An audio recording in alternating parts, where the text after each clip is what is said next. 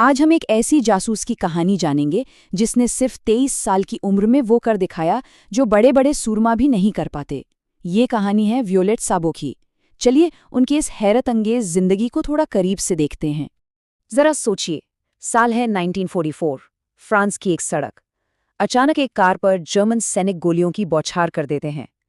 Car से दो लोग कूदकर भागते हैं। एक साथी घबराकर चिल्लाता है, वियोलेट, हम गिर गए हैं। और जवाब में एक शांत और दृढ़ आवाज आती है, तुम निकलो, मैं कवर देती हूं।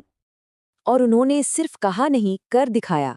उनके टखने में मोच आ चुकी थी, लेकिन फिर भी उन्होंने अपनी स्टेन गन उठाई, एक पेड़ के पीछे पोजीशन ली और अकेले ही दुश्मन का सामना करने लगीं।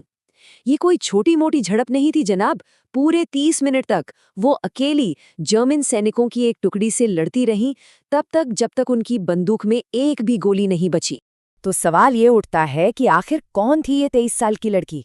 कौन थी ये सीक्रेट एजेंट जिसके इरादे फौलाद से भी ज्यादा मजबूत थे, और वो फ्रांस के बीचों बीच जर्मन सैनिकों से घिरी इस जानलेवा सिचुएशन में पहुंची कैसे? इन सवालों का जवाब जानने के लिए हमें कहानी को थोड़ा रिवाइंड करना होगा। हमें थोड़ा पीछे जाकर ये देखना होगा कि वो क्या हालात थे जिन्होंने एक साधारण सी लड़की को एक बेखौफ जासूस बनने पर मजबूर कर दिया। तो वियोलेट की कहानी शुरू होती है 1921 में पेरिस से। पिता अंग्रेज, माँ फ्रांसीसी। इसका मतलब ये कि वो इंग्लिश और फ्रेंच दोनों भाषाएं बहुत अच्छी तरह बोल लेती थी। 1940 में उन्होंने एक फ्रांसीसी सैनिक एतीथियन साबो से शादी की। जिंदगी अच्छी चल रही थी, उनकी एक बेटी भी हुई। लेकिन खुशियां ज्यादा दिन नहीं टिकी। कुछ ही महीनों बाद नॉर्थ अफ्रीका में एक लड़ाई के दौरान उनके पति शहीद हो गए। पति की मौत वियोलेट के लिए सिर्फ एक सदमा नहीं था, ये उनकी जिंदगी का वो मोड़ था जिसने सब कुछ बदल दिया। इस दुख ने उनके अंदर एक आग जला दी। अब उनका सिर्फ एक ही मकसद था, अपने पति की शहादत का बदला लेना और नाजी जर्मनी के खिलाफ इस लड़ाई में कूद पड़ना। और इसी आग को लेकर वो पहुंची एसओई के दरवाजे पर। एसओई यानी स्पेशल ऑपरेशंस एग्जीक्यूटिव। इसे चर्चिल की सीक्रेट आर्मी भी कहा जाता था। और इनका काम कोई ऑफिस जॉब नहीं था। इनका काम था दुश्मन के इलाके में घुसकर पुल उड़ाना, रेलवे लाइनें तबाह करना और वहां के लोकल लड़ाकों को ट्रेनिंग देना। और वियोलेट अपनी हिम्मत और फ्रेंच इंग्लिश पर पकड़ की वजह से वो इस खतरनाक खेल के लिए एक परफेक्ट कैंडिडेट थी। तो बहुत ही सख्त ट्रेनिंग के बाद अब एक्शन का वक्त था।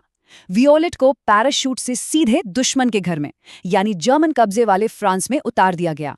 और यहीं पर उन्होंने अपनी बहादुरी के वो किस्से लिखे जो आज भी सुनाए जाते हैं। फ्रांस में उनके जिम्मे दो बड़े मिशन थे। पहला मिशन एक कुरियर के तौर पर था। उन्होंने इतनी सटीक जानकारी इकट्ठा की कि उसके आधार पर मित्र देशों ने कई नाजी ठिकानों को तबाह कर दिया। Mission successful. लेकिन जो दूसरा मिशन था वो तो पहले से कहीं ज्यादा मुश्किल और कहीं ज्यादा जरूरी था। अब इस दूसरे मिशन की टाइमिंग पे जरा गौर कीजिए।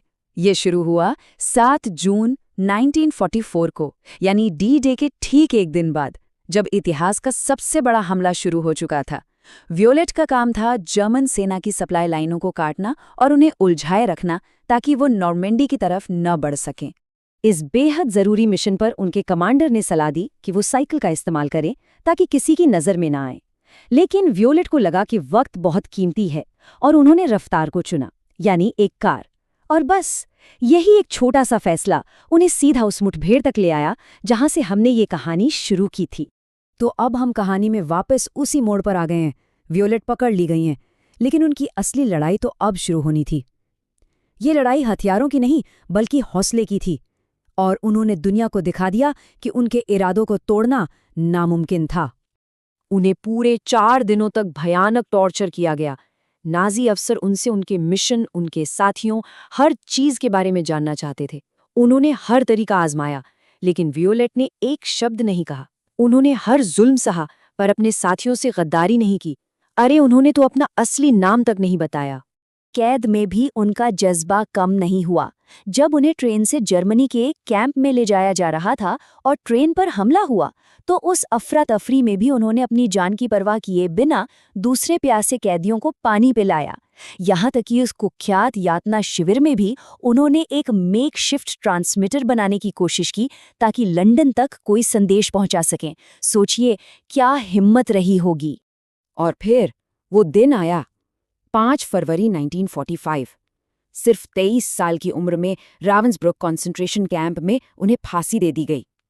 कहते हैं कि उनकी 2 साथी एजेंट की हालत इतनी खराब थी कि उन्हें स्ट्रेचर पर लाना पड़ा।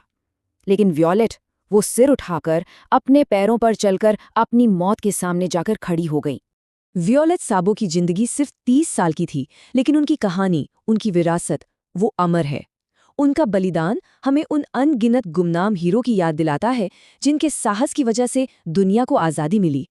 उनकी इस बेमिसाल बहादुरी के लिए उन्हें मरणोपरांत जॉर्ज क्रॉस से सम्मानित किया गया। ये ब्रिटेन का सबसे बड़ा सिविलियन वीरता पुरस्कार है। ये सिर्फ एक मेडल नहीं, ये उनकी अटूट हिम्मत और उस बलिदान का प्रतीक है जो उन्होंने एक बेहतर दुनिया के लिए दिया। आखिर में बस एक ही बात जहन में आती है, बाबू मोशाय, जिंदगी बड़ी होनी चाहिए, लंबी नहीं। वायोलेट साबो ने एक छोटी सी जिंदगी जी, लेकिन उसमें इतनी हिम्मत, इतना जज्बा और इतना मकसद था कि वो हमेशा के लिए इतिहास में अमर हो गईं।